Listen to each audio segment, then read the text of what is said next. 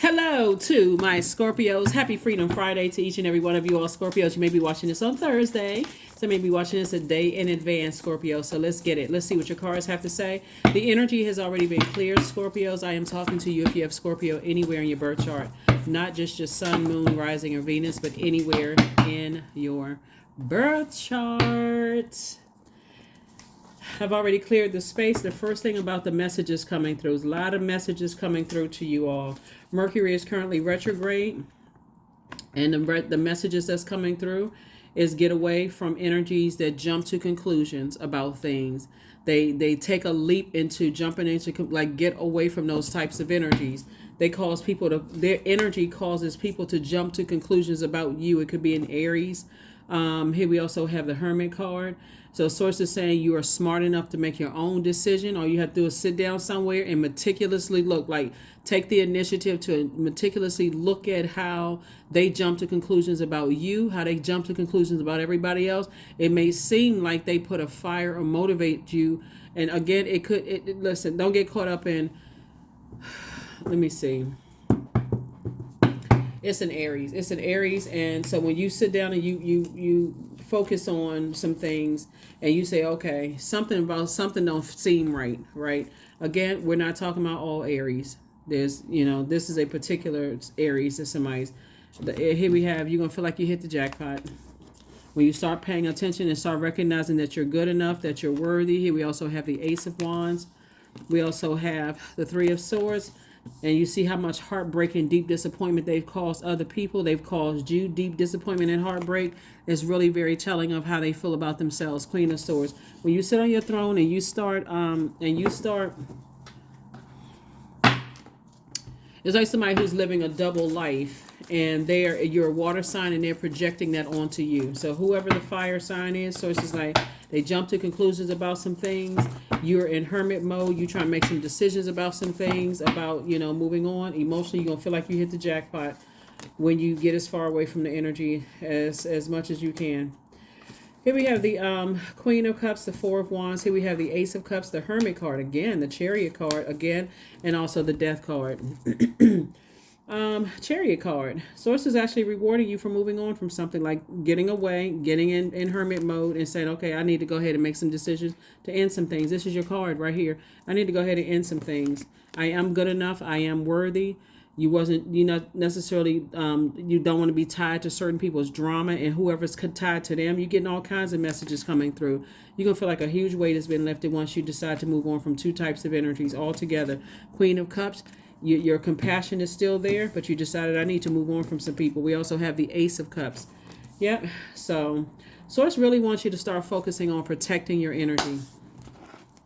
Protect your energy, because the moon is moving from Aries, and then it's going to move into Taurus, right? I'm going to give you the questions for the moon and Taurus. Taurus's most likable trait is their dependability, right? It's not about any Taurus that you know or don't know, whether you like them or don't like them.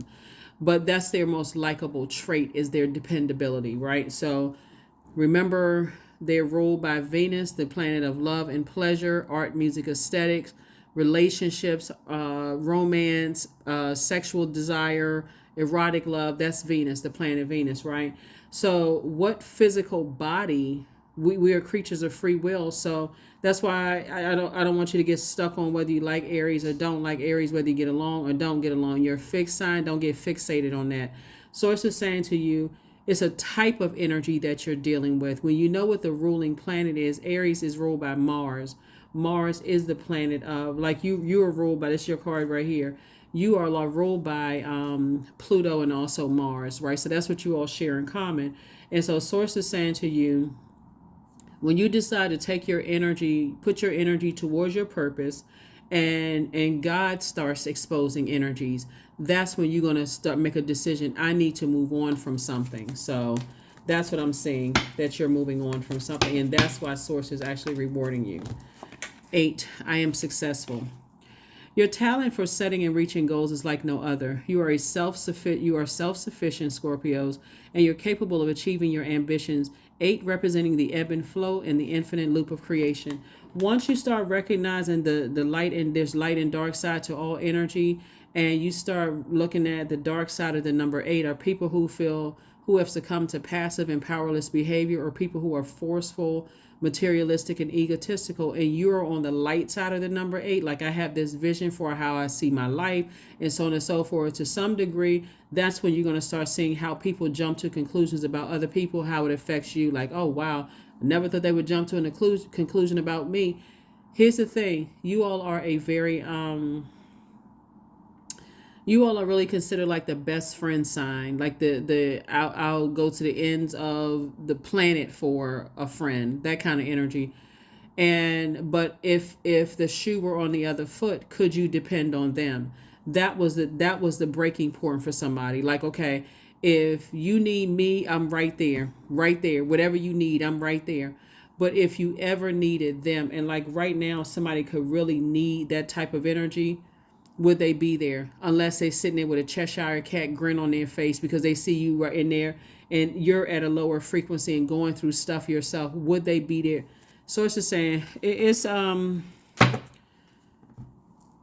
can't remember the saying, so I'm not gonna. Let's get ready. I was getting ready. I was getting ready to say something about like at your lowest point. There's so many different sayings, but anyway, that's your reading. Here are the questions for the moon, and the question for the moon in Taurus. First question is, how often do you feel true pleasure? Second question is, do you feel guilty about pursuing pleasure? Third question is, where are the energy blockages and places of tension located in your body? Fourth question is, can you discern how your body says yes to some things and no to others? And then last but not least is, what does your body need? What does your body need? That's going to be really, really important to just kind of sort of know, because Taurus is a steadfast sign, and it's a divine feminine energy. Like I said, it's ruled by Venus. The color for it is green. So once you recognize that people are green with envy when it comes to other people, it's only a matter of time where it's going to come around to you. And so source is saying to you that dependability, that way of being, that expectation that I'm gonna be there for people no matter what they're going through, that should be extended back. It should come back to you. So that's what I'm saying for you. That's what I'm saying for you, Scorpios. And affirmations for creativity. I'm a ball of creative energy. Creative ideas circulate my very being. I tap into all aspects of my imagination. I command my inventive skills to step forward. I connected to my truest self. I am solution oriented. My gifts create room for me. I am grateful for my innate gifts. Another thing that's coming through too is that they may say to you, "Oh, I was there for this person for this and that and so on and so." But how do they talk negatively? Like, are they immature enough not to close out cycles with love? Like move on from things, or do they start gossiping? Whoever the energy, just start gossiping and telling everybody's business and just real messy and low vibrational. That lets you know before it happens to you that it could happen to you. A lot of people don't believe it until it happens to them. It's like, oh my God, I can't believe I was there for this energy until they're not there for you. So that's what I'm saying for you all. And I'll see you all on Sunday. That's what I have for you. Bye.